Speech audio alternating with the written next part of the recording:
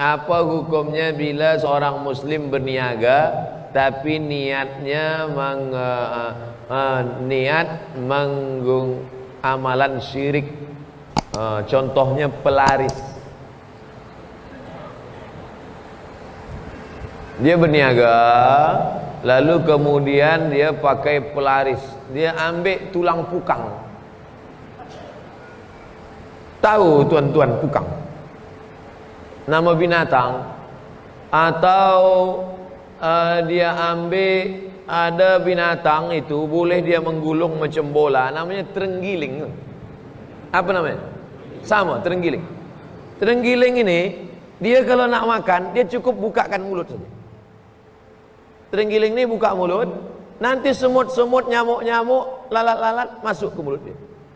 Maka orang yang ahli sihir, bomoh, dia pakai lidah terenggiling ini, dikeringkan, dipakai tempat niaga. Sebagaimana terenggiling membuka mulut rezeki datang, begitulah orang belanja ke kedai dia. Kedai orang dekat kiri kanan tadi, dia siram air mandi jenazah. Bila ada memandikan orang jenazah, dia ambil airnya, nanti dia siramkan ke kedai orang tepi, supaya orang lalu tak nampak kedai, dia tengok kubur saja. Lalu di situ, assalamualaikum ya ahlal kubur. Ustaz Somad tahu juga, saya dulu hampir jadi bomoh. Mungkin kalau tak pergi ke Azhar Kahirah dah jadi bomoh dah. Jadi kerja-kerja sihir ini adalah mengambil. Ada binatang macam kera dia, tapi pemalu, namanya pukang. Jadi bila ada lelaki meminang budak perempuan, dia nak binang perempuan, perempuan ni tolak dia, tak mahu. Miskin, susah, aku tak nak dengan kau lah. Maka dia ambil tulang pukang, dia bawa kepada bomoh. Macam mana pukang tu malu, begitulah perempuan ni malu berkenalan dengan lelaki, sampai mati tak berlaki. Ini kerja sihir. Dari mana mereka dapat? Minta kepada setan. Oleh sebab itu, man ata kahinan, siapa yang datang kepada bomoh, minta supaya kedai orang tak laku, minta supaya kedai dia laris, maka sembahyang dia tak diterima 40 hari 40 malam. Kalau dia mati sebelum bertobat, neraka jahanam tempat dia. Itulah makna ayat innallaha la yaghfiru ayyushraka bihi wa yaghfiru ma duna dzalika liman yasha. Dosa yang lain diampunkan Allah, tapi dosa syirik datang ke bomoh tak diampunkan Allah. Hai bomoh-bomoh. Saya bukan tunjuk bomoh, saya tunjuk kamera. Mana tahu ada bomoh yang tonton. Ustaz Somad tahu ke saya bomoh? Hai bomoh-bomoh, taubatlah. Hai bomoh-bomoh, berhentilah. Yang awak cari di dunia ni apa? Awak akan mati juga. Awak akan masuk neraka jahanam. Dikumpulkan segala miang. Orang Sabah sebut miang juga. Miang buluh. Miang buluh, miang tebu, miang segala miang dikumpulkan. Kumpulkan jadi satu, lepas tu diambil emas, emas dikikis ke dalam miang tadi, lalu dipanggillah jin hantu segala hantu. Hai mambang segala mambang, hantu segala hantu, datanglah. Lalu kemudian diletakkan ke ujung kuku. Bila benci tengok orang, petikkan, masuk ke dalam air minum dia. Lepas tu dia pun muntah darah, mati. Dengki. Siapa punya kerja? Bomoh. Kenapa bomoh boleh sampaikan ni kepada minuman orang? Sebab bomoh berkawan dengan syaitan, dengan hantu. Buka surat Al-Jin juz 29. Ya'udzuna birijalim minal jinni. Ada sebagian manusia berkawan dengan jin, fazaduhum rahaqa. Mereka semakin jauh daripada Allah Subhanahu wa taala. Jangan guna bomoh, jangan pakai dukun.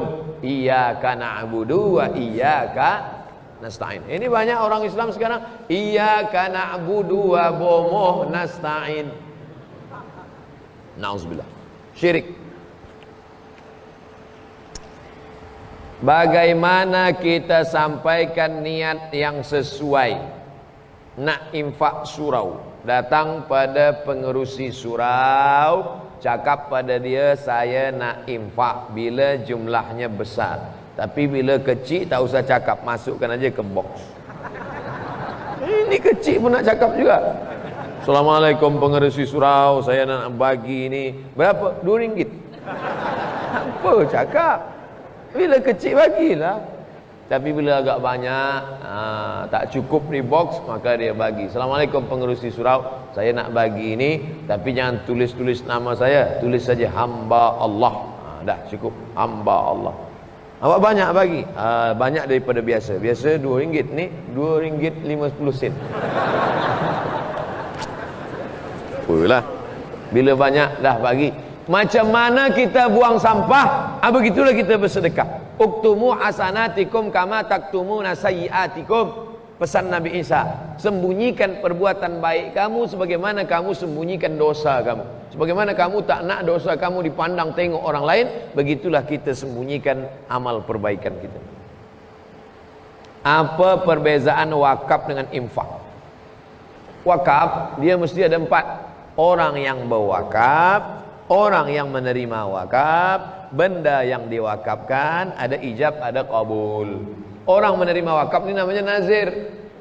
Tuan nazir, nazir wakaf, saya wakafkan tanah ini untuk bina hospital di atasnya tunai, aku terima, sah. Itu namanya wakaf. Tapi bila masukkan duit, masuk, itu infak saja. Infak saja. Wakaf ni tak boleh hilang. Dia mesti kekal abadi sampai hari kiamat. Apakah terputus amalan sedekah bila duit yang telah disedekahkan itu habis digunakan?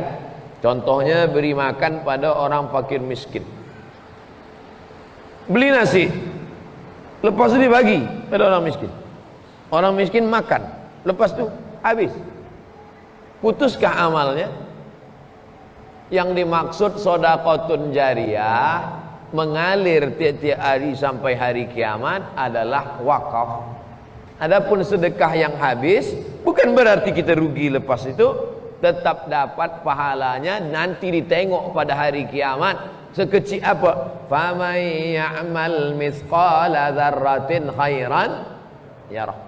Jadi yang dulu bagi sedekah duit, lepas itu duit itu habis, atau dia bagi makanan, minuman, habis, maka dia tetap dapat pahalanya di akhirat.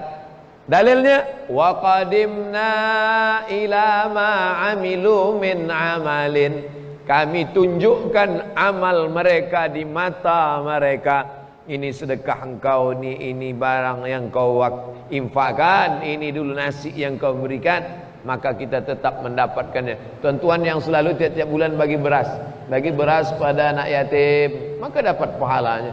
Nah, ini tentang masalah pahala balasan bagi orang yang berinfak. Mohon Ustaz jelaskan tentang mengamalkan ilmu aura. Rezeki untuk menarik rezeki, mendapatkan kehidupan yang bahagia dan berjaya. Ini ilmu jin.